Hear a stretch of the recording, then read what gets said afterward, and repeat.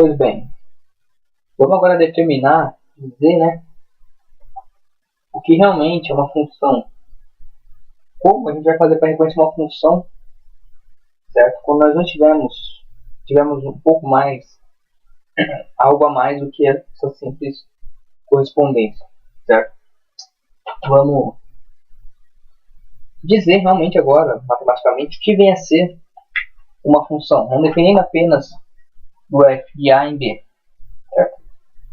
Vimos para o elemento a, no conjunto a, desculpem, mas temos o elemento x. E temos também o elemento y, certo?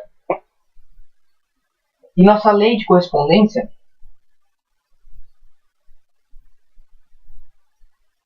vai ser qualquer uma aí, vamos colocar f.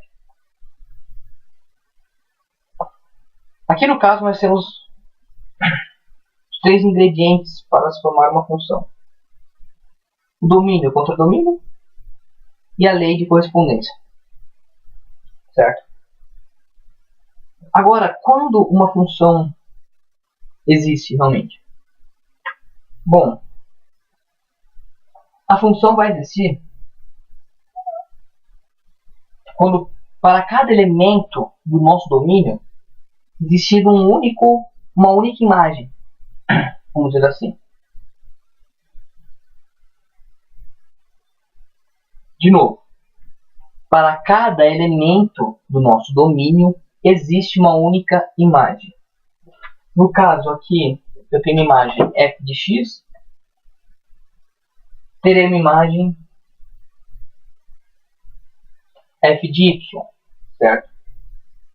Então, o nosso x, na lei de correspondência, vai se comunicar com f de x. E o nosso y vai se comunicar com f de y. Ou seja, para cada elemento do nosso domínio, eu tenho uma única imagem, certo? Atenção! Se acontece isso, por exemplo, o nosso x, pela de correspondência, se comunicar também com o nosso y, está errado. Isso não é uma função. Por quê? Para o mesmo elemento do nosso domínio, eu tenho duas imagens, e não pode. Para um elemento do domínio, eu tenho que ter apenas uma única imagem.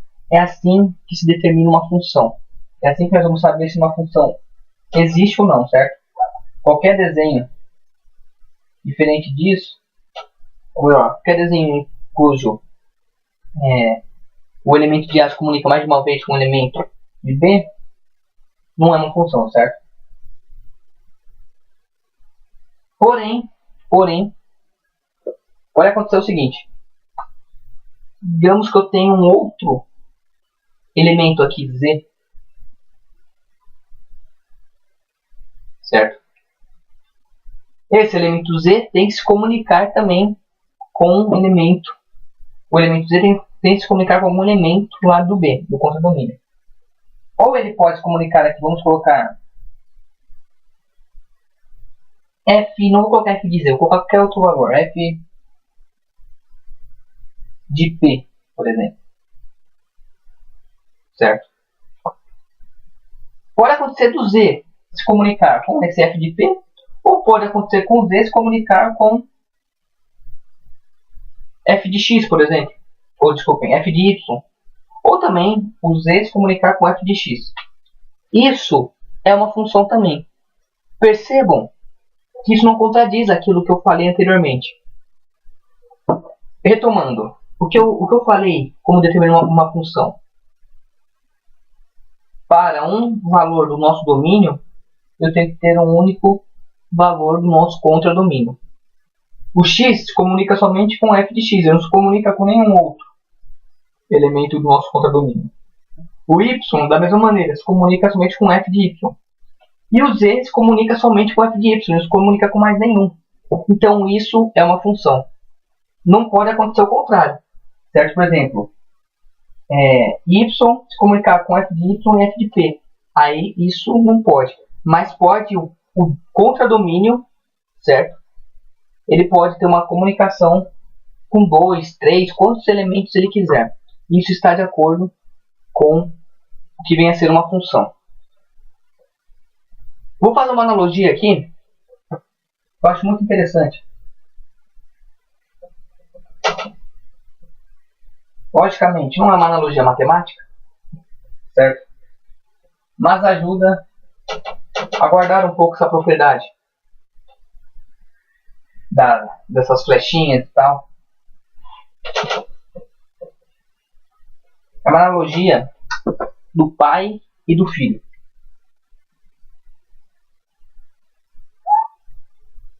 No nosso caso, nosso domínio, ele vai ser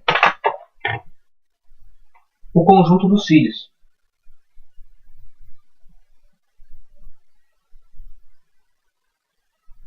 E o nosso contradomínio é onde nós temos o pai, nossos pais, certo? A analogia é o seguinte: todo filho, isso biologicamente, tá, gente? Biologicamente, todo filho só pode ter um pai. Não importa a suruba, vai ter só um pai, certo? Agora, não tem como dois filhos, melhor, um filho ter dois pais diferentes. Mas pode acontecer de dois filhos ter o mesmo pai, são irmãos. 5 filhos, né, da família Coelho ter um pai, são irmãos. E pode acontecer aqui, então, o pai ter vários filhos. Então, nós temos o filho X, o filho Y, aqui nós temos o pai W e o pai Z. Se nós fizermos isso daqui, X está se ligando com W através da lei de correspondência. E pararmos por aí, nós não temos uma função definida. Por quê?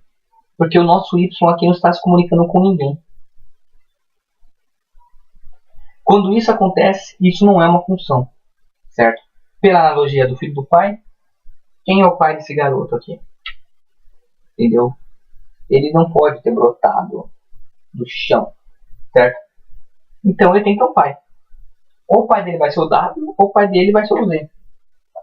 Digamos que o pai dele seja o W. Isso é uma função. Embora o Z não esteja se comunicando com ninguém, isso determina uma função também, certo? Porque nós temos pais sem filhos, certo? Então, tem que guardar isso daqui. Desse lado aqui, todos os valores desse lado têm que estar se comunicando uma única vez com os valores daqui, certo? Só que pode ter, por exemplo, 2 valores iguais, 3 valores iguais, ou todos os valores aqui iguais não, né? Todos os valores aqui do domínio se comunicando com um valor igual no conjunto do contradomínio. Isso também é uma função, certo? Então, o que nós aprendemos nesse vídeo? A ver quando uma função ela é realmente uma função, quando ela não é uma função. Para ser uma função, eu vou escrever isso aqui.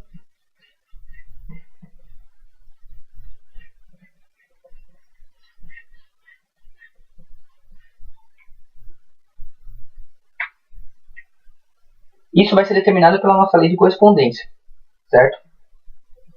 Temos um elemento X que pertence ao nosso conjunto A, certo? Temos um elemento X que pertence ao conjunto A, certo? E ele vai se comunicar com um único elemento de B, que nós chamaremos de f de x, pertencentes ao B, que é o nosso contradomínio. E isso determina uma função. Nós temos um elemento de A que se comunica uma única vez com um elemento pertencente ao B.